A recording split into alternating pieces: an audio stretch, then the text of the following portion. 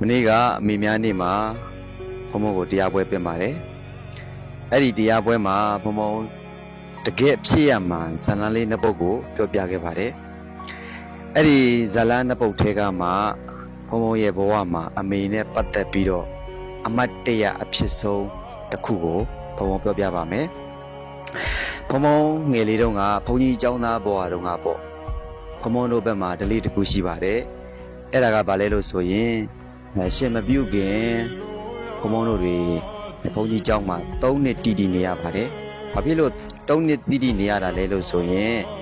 ရဟန်းတန်ဃာတွေနဲ့ပြောတတ်ဆိုတတ်ဖို့ရဲ့ဆရာတော်ကြီးကိုဝေယဝဆပြုစုဖို့ကပ္ပိယအဖြစ်နဲ့နေကြရတာဖြစ်ပါတယ်နောက်တစ်ခုကအမိဘတွေရှင်ပြုဖို့အတွက်ပတ်စံရှာကြရတာဖြစ်ပါတယ်ဒါကြောင့်မို့ဘုန်းကြီးကျောင်းမှာ3နှစ်နေရပါတယ်အဲ့လို3နှစ်နေစဉ်အတွင်းမှာဘုန်းကြီးကျောင်းမှာဘုန်းကြီးကျောင်းသားတွေကလည်းများတော့ဆွမ်းဆွမ်းသမင်းဝဝလေးနဲ့စားရပေမဲ့လို့အသားငါးကတော့ဝဝလေးနဲ့မစားပါဘူးဒါကြောင့်မို့အမေကကောင်းတာလေးတွေဟင်းကောင်းလေးတွေဆိုရင်အိမ်မှာခြံထားပေးတတ်ပါတယ်အဲ့တော့ဘုံဘုံကအိမ်ပြန်ပြီးတော့မှစားလေးရှိပါတယ်တရက်မှာဘုံဘုံကျောင်းလွယ်ကလေးလွယ်အုတ်ထုပ်လေးဆောင်းပြီးတော့မှအမေအိမ်ကိုရောက်သွားတယ်ဗျအမေအိမ်ရောက်တော့အမေကစောင်းချုံပြီးတော့အဲ့မှာကြက်သားခင်ကိုစားမယ်ပြင်နေတဲ့အချိန်မှာဘုံဘုံရောက်သွားတယ်အမေသားကြက်သားစားခြင်းတယ်ပေါ့ဗျာဆိုတော့အမေကလည်းသားစားခြင်းစားလေးဆိုအဲ့ကြက်သားခင်ကိုကျွေးပါတယ်အဲ့တော့ဘုံဘုံကလည်းအားရပါရစားတာပေါ့စားလို့တဝက်ကြတော့မှအမေရောစားဦးမလားလို့မေးပါတယ်အမေကမစားတော့ဘူးသားရဲ့တဲ့အမေကရင်ပြည့်နေလို့တဲ့ကြက်သားဆိုမကြိုက်ဘူးလို့အမေကအဲ့လိုပြောပါတယ်ဒါနဲ့ကိုလည်းပဲအကုန်လုံးကိုအသားစားမကြအောင်စားပလိုက်ပါတယ်အယိုးအရင်းတွေပဲကြံခဲ့တယ်ပေါ့ဗျာ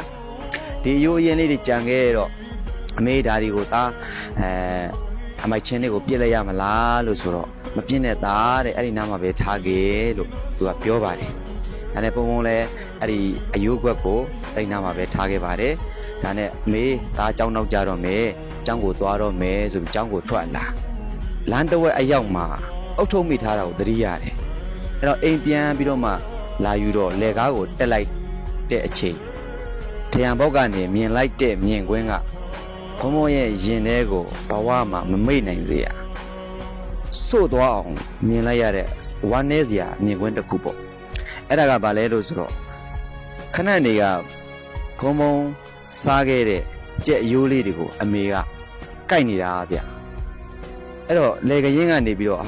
ခဏနေကပြောတော့အမေကရင်ပြည့်နေတဲ့ကြက်သားမကြိုက်ဘူးတဲ့လိန်ပြောခဲ့တာဗျခုကြတော့အမေကကိုစားပြီးသားအယိုးအရင်လေးတွေကိုကိုက်နေတာမြင်တော့ကလေးတယောက်အနေနဲ့ရင်ထဲမှာစိုးမတက်ကိုခံစားခဲ့ရပါတယ်အဲ့တော့အမေပြီးသွားမှဆိုလို့ချောင်းဟင်ပြီးတော့အမေသားအုပ်ထုံးမိထားခဲ့လို့ပြန်လာယူတာလို့အောက်ကနေလမ်းអော်ပါတယ်အမေကအဲ့ဒီအယိုးပကံကိုလမ်းဖွက်ပါတယ်အိမ်ပေါ်တက်လို့အယိုးအိမ်ပေါ်တက်လို့အုတ်ထုပ်ကိုသွားပြန်ယူအကြောင်းကိုပြန်သွားပေါ့ညနေရောက်တော့အကိုကြီးကစူတယ်ဗျမင်းဘာဖြစ်လို့အမေရဲ့ကြက်သားကင်ကိုသွားစားရတာလဲတဲ့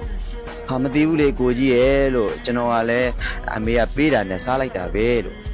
အဲ့ဒါအမေဖြားလို့ကွာအားမရှိလို့အဲ့ဒီကြက်ကင်ကိုငါတို့ကဝယ်ပြီးတော့ကျွေးထားတာမင်းကွာအမေကိုမှမတနာလို့အကိုကြီးကစူပါတယ်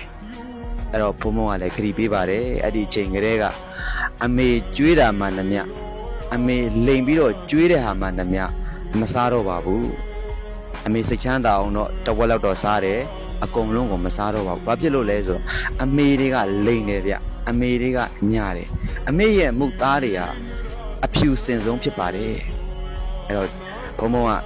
ဒီအဖြစ်ပြက်ဒီဇာလန်လေးကိုအဲ့ဒီနေကစပြီးတော့မှဘယ်တော့ခါမှမမေ့နိုင်တော့ပါဘူးအမေလိမ့်တယ်အမေညာတယ်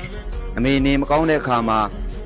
အမေစီကံပြမလားလို့ပြောရင်သားတွေသမီးတွေအလုံးရှုံမှာဆိုတဲ့အတွက်အမေနေကောင်းပါတယ်အမေကျမ်းပါပါတယ်စိတ်တောက်တာနဲ့ပျောက်ပါတယ်သားရဲ့သမီးရဲ့အမေညာခဲ့တယ်အမေဒီကိုစားလေးဝတ်မလားလို့မေးရင်မိုးတော့ပါဘူးသားရဲ့မိုးတော့ပါဘူးသမီးရဲ့ဒီကိုစားလေးနဲ့ပဲအမေလှပါတယ်ဒါလေးနဲ့ပဲဝတ်ပါမယ်အမေလိမ့်တယ်ဗျအဲ့တော့အမေရဲ့မူသားတွေကိုမယုံကြပါနဲ့လို့ပြောချင်ပါတယ်ကျေးဇူးအများကြီးတင်ပါတယ်